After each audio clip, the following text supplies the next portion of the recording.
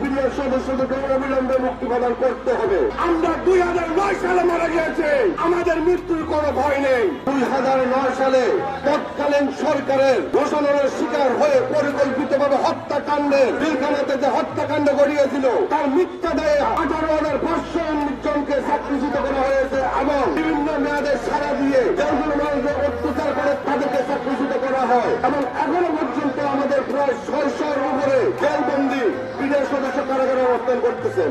আপনারা জানেন 2009 সালে তৎকালীন পিলখানায় এটা কোন হত্যাকাণ্ড। প্রত্যেকে আপনারা নাম জেনেছেন। আমরা আজকে 3 দফায় আমরা আজকে এখানে সমাবেশ করতেছি এবং আন্দোলন করতেছি। সর্বপ্রথম পিলখানা সহ সারা দেশের বিভিন্ন ইউনিট সমূহের বিশেষ আদালত ও মহাপরিচালক ও অধিনায়কের সামারি কোর্টের মাধ্যমে এবং ডিজি মহোদয়ের সামারি কোর্টের মাধ্যমে যাদের কাছে ক্ষতিগ্রস্ত করা হয়েছে এর সাথে 76 বেশ সহ সকল বিডিআর সদস্যদেরকে চাকরিতে পুনর্বহাল করতে হবে এবং রাষ্ট্রীয় সকল সুযোগ সুবিধা নিশ্চিত করতে হবে। 2 নম্বরে পিলখানা হত্যাকাণ্ডে গঠিত সত্যযুক্ত তদন্ত কমিশনকে পূর্ণাঙ্গ স্বাধীন তদন্ত কমিশনে রূপান্তরিত লক্ষ্যে সার্বিক ও পূর্ণ কার্যকারী